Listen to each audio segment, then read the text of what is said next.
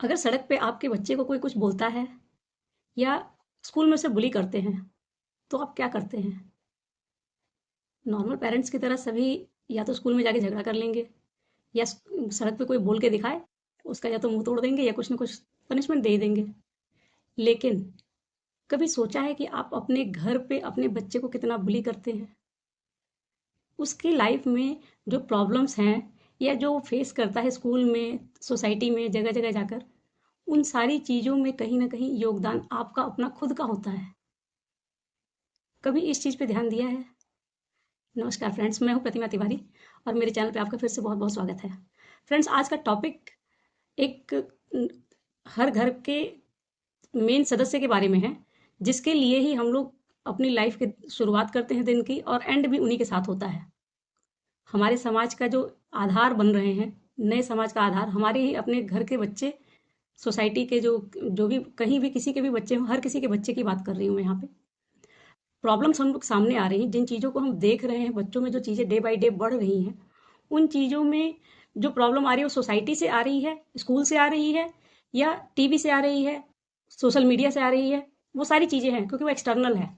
उन सारी चीज़ों पे हमारा ध्यान भी जाता है कि हमारा बच्चा टीवी देख रहा है, मोबाइल से खेलता है, सोशल मीडिया पे है, फेसबुक की रील्स देख रहा है, या सामने पड़ोसी सोसाइटी में लोग कैसे हैं, ऐसे लोग के बीच में ना रहें, इधर ना बोले उधर ना बोले। बहुत सारी चीज़ें हम अपने बच्चों को सिखाते हैं, बताते हैं और बचाते हैं।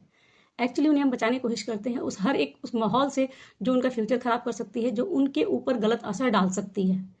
लेकिन हम लोग जो चीज़ें उनके ऊपर सबसे ज़्यादा गलत असर डालती हैं, उन चीज़ों पे हम में से बहुत कम ही लोगों का ध्यान जाता है। एक्चुअली अपने घर में हम लोग जो भी बिहेवियर देते हैं बच्चों को, जिस तरीके से उनसे हम बात करते हैं, उनमें आज की डेट में एक ट्रेंड है, मेरा ही बच्चा है, मैं चाहे जैसे बात करूं।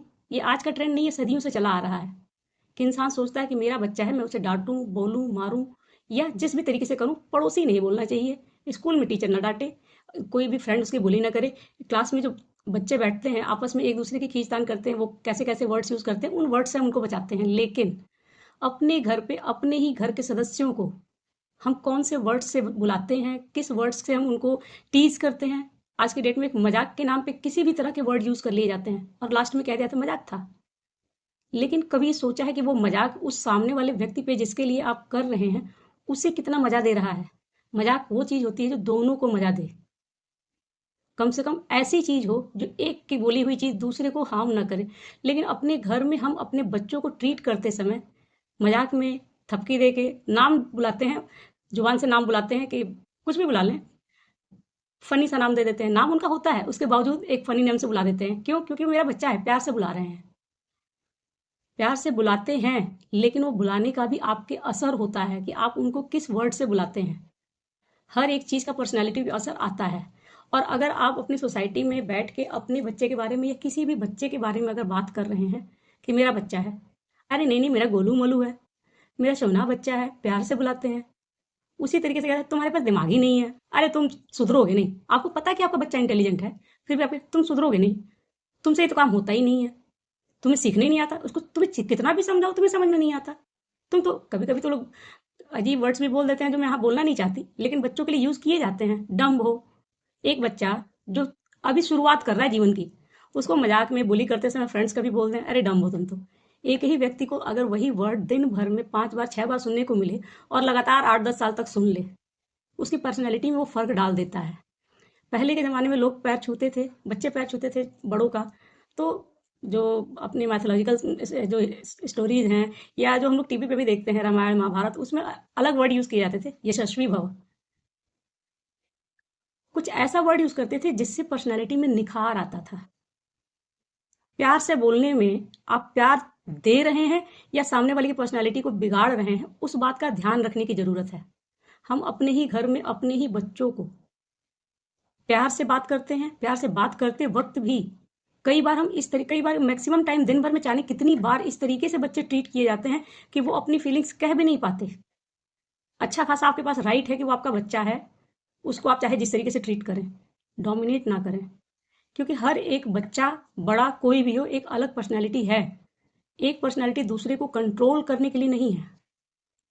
कंट्रोल करिए, उनकी उन चीज़ों पे कंट्रोल करिए जो हद से ज़्यादा बाहर जाती हैं, उनको समझाने का अपना तरीका है। लेकिन आप उस तरीके को मिसयूज़ करेंगे या प्यार से 2-4-10 लोग बैठे हैं, वहां आप उस तरीके से आप कहते हैं अरे मजाक में ही कह दिया। 2-4 लोगों के बीच में आप अपने बच्चे को किस तरीके से बुलाते हैं, किस तरीके से ट्रीट करते हैं, ये उनके ऊपर असर डालता है। धीरे धीरे वो चीजें सोसाइटी में, अगर आपकी जुबान एक बार निकलता है, सामने वाले 4 लोगों के बीच में बोला, तो वो चारों भी हकदार हो जाते हैं कि उसको उसी तरीके से बुलाएं। आपको बुरा लगेगा क्योंकि आपका बच्चा है, आप बोल सकते हो, लेकिन आप हर किसी को जाके मना नहीं कर सकते।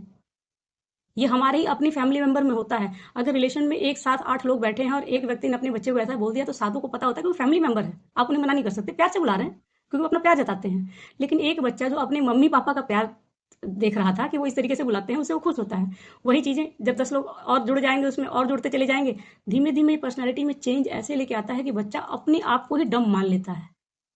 और ये रिजल्ट हम लोगों ने देखा है।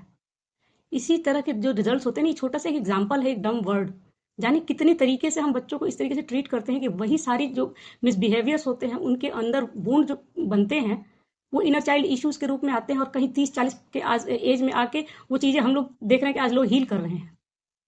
अगर हम अपने बच्चों पे शुरू से ध्यान देते हैं, अच्छे वर्ड्स बोलने में क्या जाता है आपका?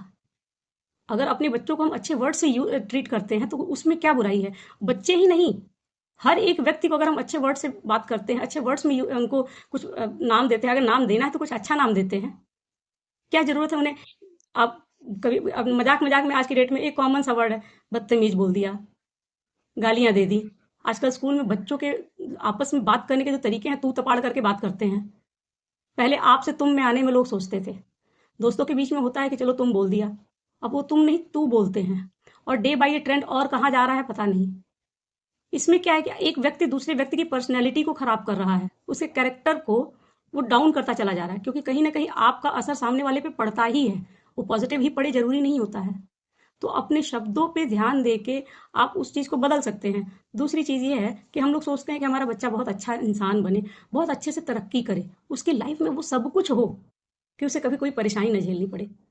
लेकिन फिर भी अगर एक बच्चे में एक कमी है और 7 खूबियां हैं, तो हम पेरेंट्स की एक खास बात होती है कि वो 7 खूबियों को बताएंगे जरूर कि तुम्हारे अंदर 7 खूबियां हैं, लेकिन उन जितनी बार वो खूबियां बताएंगे, उससे कहीं ज्यादा उसकी कमियों के बारे में सोचते हैं और कमियों के बारे में बताते हैं।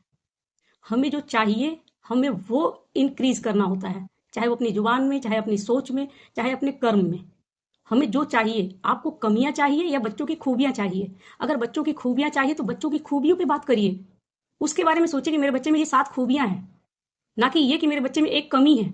हो सकता है कि वो कमी समय आगे चल के रिमूव हो जाए, लेकिन अगर उन कमियों के बारे में ही आप एक बार, वो कमी तो एक बार की है, उसके अंदर की है, वो आपको भी पता है, बच्चे को भी पता है, लेकिन उस कमी के बारे में आप मिले, आपका कोई जानने वाला मिला, उससे डिस्कस किया, टीचर से डिस्कस किया, डॉक्टर से डिस्कस किया, दिमाग में वो 24 घंटे चलता रहता है। ये एक मैनिफेस्टेशन की एक टेक्निक होती है कि आपको जो चाहिए उसके बारे में आप विजुलाइज कर लीजिए, उसके बारे में अच्छा सोच लीजिए, उसके बारे में एक थॉट भेज दीजिए।